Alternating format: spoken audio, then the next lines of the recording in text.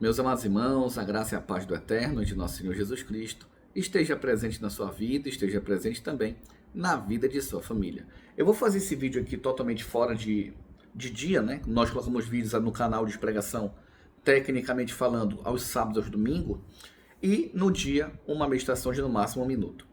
Mas hoje eu estive meditando sobre isso aqui e eu gostaria de trazer aos irmãos a verdade em cima desse texto.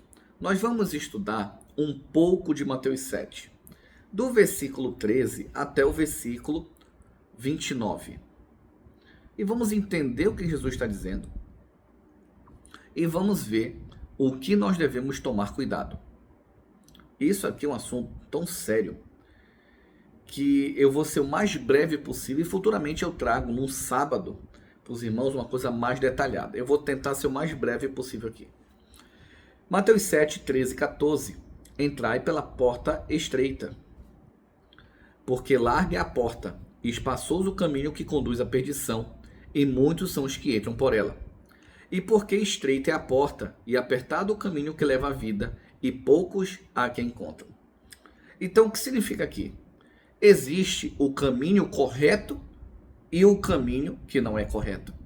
Você que é cristão, você que crê em Deus, você que crê em Jesus Cristo, aceitou Jesus Cristo como seu Salvador, você tem que ter isso em mente. Você só tem um caminho certo e o resto é errado. Por isso que larga é a porta do caminho que conduz à perdição. E o caminho estreito é um caminho mais difícil. E muitos cristãos não entenderam ainda isso. Vamos continuar. E você pensa assim: e o que é que me faz seguir o caminho estreito e o caminho reto? Infelizmente, muitas vezes é a sua liderança. Aonde você congrega, o seu líder pode estar seguindo a porta larga e você não está sabendo. E você não está ciente. Você acha que ele é de Deus? Você acha que ele é ungido? Você acha que ele prega bem? Você acha que ele prega na Bíblia? Eu estou botando aspas aqui porque 99% não prega.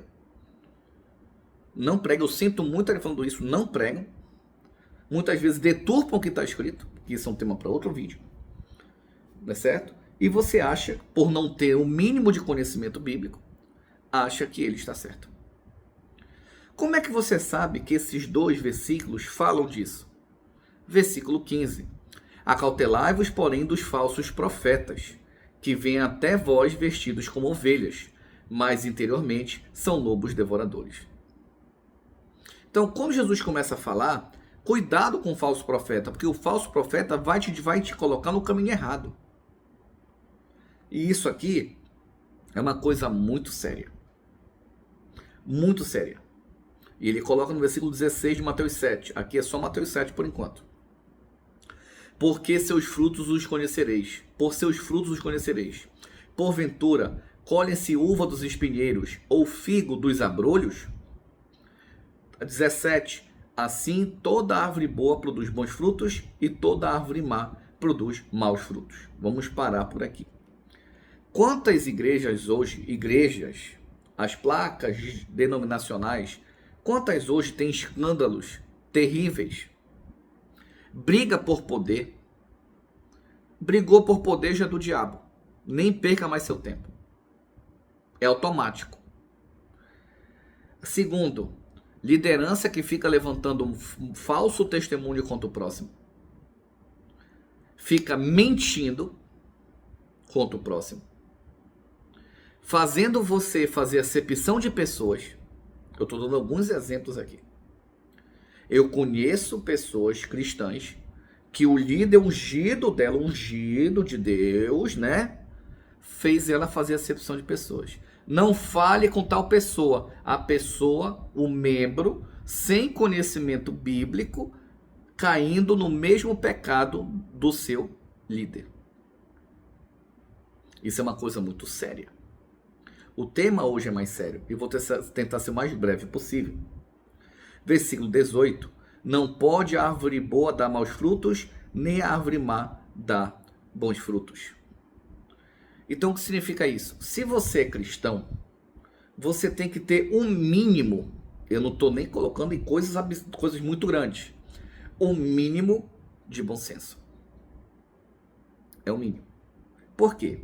1 Timóteo capítulo 4, versículo 16 diz assim: tem cuidado de ti mesmo e da doutrina. Persevera nessas coisas, porque, fazendo isto, te salvarás, tanto a ti mesmo como aos que te ouvem. Você consegue entender que um falso profeta vai tirar você da salvação?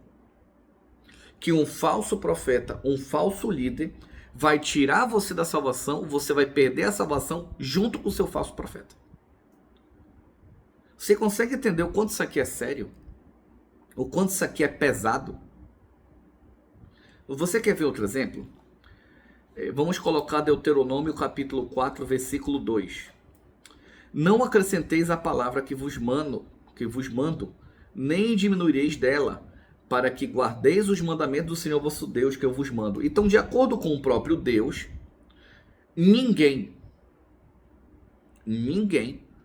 pode ir além do que está escrito ou ir a menos do que está escrito. É Bíblia na Bíblia. Que infelizmente hoje o termo sola escritura, que é o termo que deve ser usado, é motivo de chacota por causa de muitas outras igrejas aí que se dizem sola escritura, não são. Seguem falsos profetas, falsas profetisas, que essas pessoas escrevem além do que está escrito. E a pessoa acha que é bíblico. O engano está tão elevado que a pessoa não tem mais o mínimo de noção. Ah, mas veja só. Não tem veja só, irmão. Não, mas espera aí. Não tem não, mas espera aí. É só a Bíblia. Não, mas Deus. Não tem o não, mas Deus. Não seja enganado pelo diabo. Não seja enganado por lobos devoradores. O tema hoje é sério. Meu tom está diferente. Por que eu estou desse jeito? Porque eu já cansei. Eu estou cansado, exausto de ver pessoas sinceras com Deus sendo enganadas por esse tipo de gente. Eu estou cansado. Por isso que eu meditei o dia todo, pedi para Deus me ensinar isso aqui de uma maneira muito mais espiritual. Para levar até você, para que você não seja mais enganado. E eu não estou entrando no mérito aqui de que pregam errado para você, que dízimo é dinheiro. Você tá sabendo que estão te enganando, que estão mentindo para fazer? Estão mentindo para você? Dízimo nunca foi dinheiro. Dízimo era alimento. Para o pobre, para o órfão, para a viúva, para o necessitado e para o levita. O que era dinheiro eram as ofertas. E as pessoas hoje estão sendo enganadas pelo sistema de Babilônia. Lobos devoradores. E eu não estou nem entrando nos casos de outros casos absurdos. De que você tem que pagar uma taxa para se batizar. Eu nem estou entrando nesse mérito que ainda é mais diabólico ainda. Que ainda é mais de Satanás ainda. E tem outros piores. Outros piores. Então é isso que nós temos que entender. Não seja enganado, irmão. Não esteja na porta larga. Você tem que seguir o que está escrito. Eu só vou conseguir dar bom fruto. O que é bom fruto? É seguir o que está escrito. É seguir a lei. É seguir as ordenanças de Deus. É seguir as regras de Deus. Não é a minha regra. Não é o que eu penso. Não é o que o pastor A pensa. O pastor B pensa. A igreja tal pensa. Na igreja que eu falo é a placa. Não é isso. É o que está escrito. Porque hoje muitos líderes têm chamado a Bíblia de mentirosa. Tem de maneira descarada e você não percebe.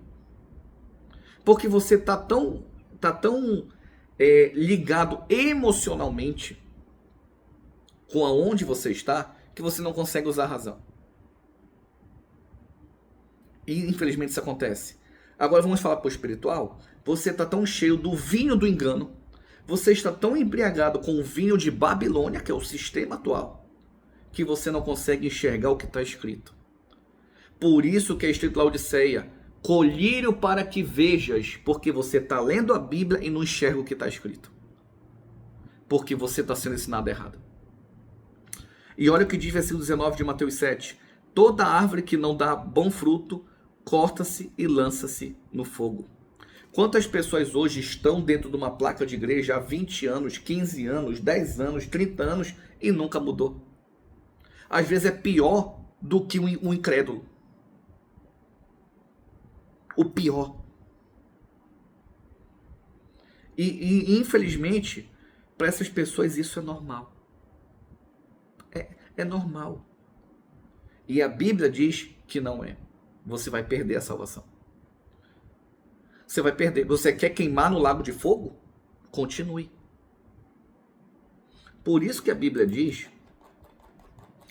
em Apocalipse, capítulo 22, só um minutinho.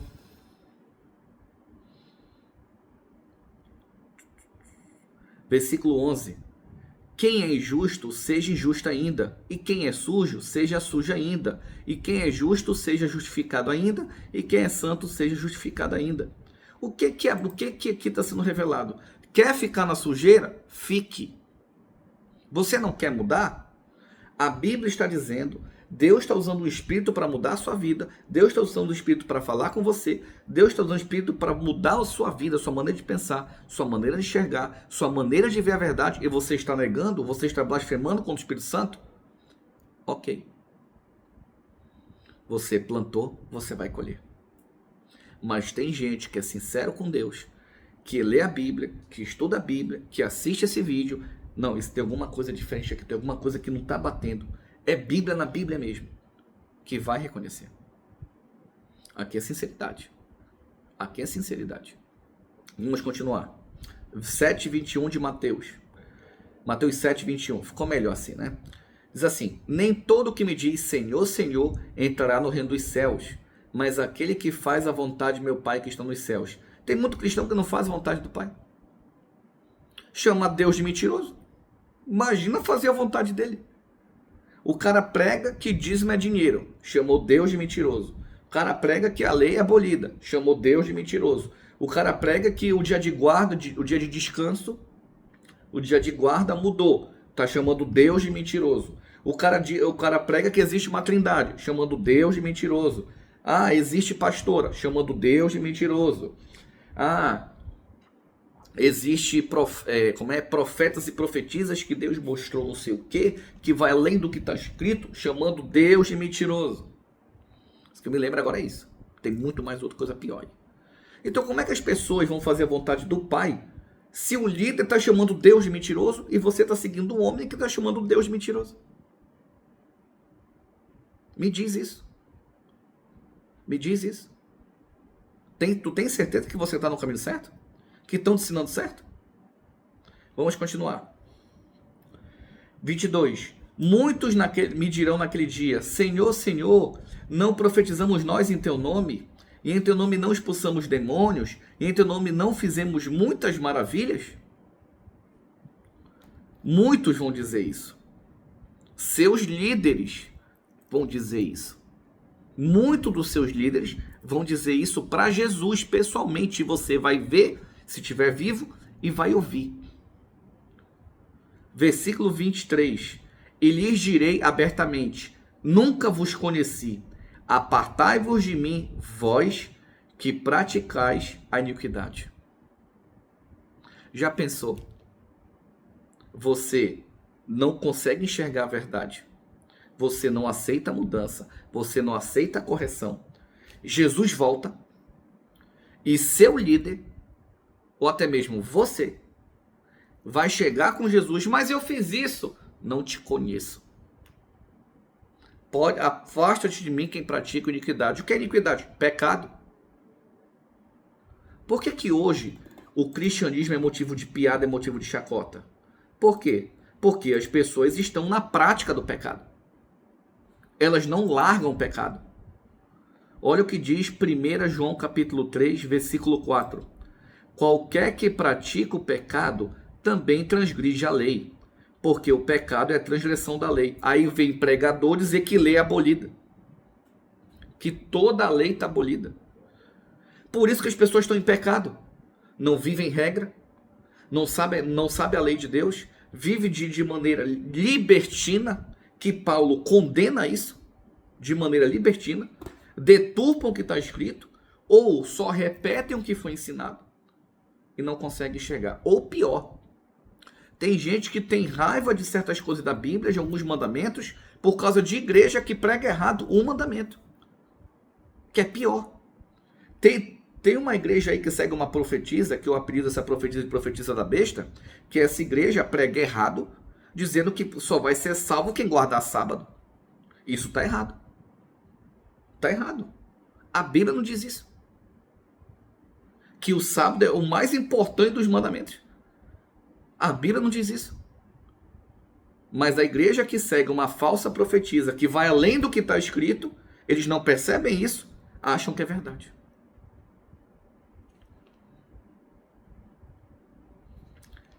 É triste. É muito triste. Olha o que diz 24, 25, e 26 e 27.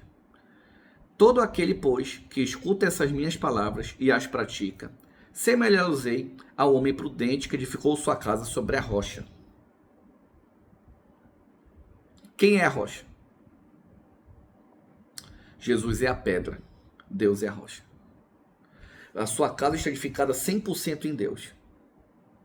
Mas você tem que praticar, botar em prática. Você não deve não botar. Aí o que acontece hoje? Vamos abrir. Quando nós abrimos em Tiago, no capítulo 1, só um minutinho. Tiago, no capítulo 1, versículo 22 e 23. E sede cumpridores da palavra, e não somente ouvintes, enganando-vos a vós mesmos. Porque se alguém é ouvinte da palavra e não cumpridor, é semelhante ao homem que contempla o espelho seu rosto natural. É isso. E por que as pessoas não estão seguindo a palavra? Porque são ensinados errado por falsos profetas e seguem o sistema Babilônia, que é o sistema, infelizmente, que não conhece a Deus e que chama Deus, Cristo e a Bíblia de mentirosos. E ele continua. E desceu a chuva e correram rios e assopraram ventos e combateram aquela casa e não caiu, porque estava edificada sobre a rocha.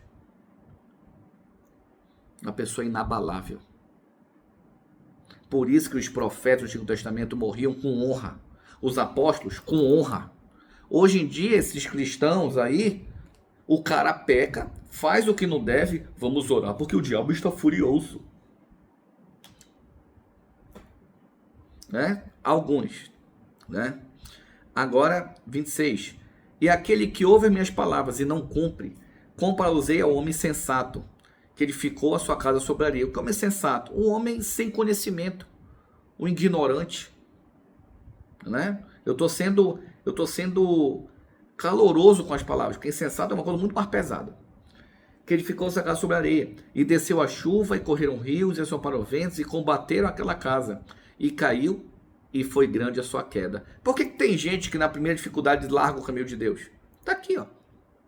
Tem gente que vai para a igreja por causa do pai, que eu conheço. Tem gente que vai à igreja por causa da mãe. Tem gente que vai para a igreja por causa da namorada, por causa do esposo, por causa da esposa. Não faça isso. Você não está enganando Deus, brother. Ou milady. Você está se auto-enganando. E Deus não deseja que você se perca. Deus deseja que você se salve. Uma coisa que eu vejo muito acontecer, e que infelizmente acontece, que qualquer denominação religiosa fala para mim.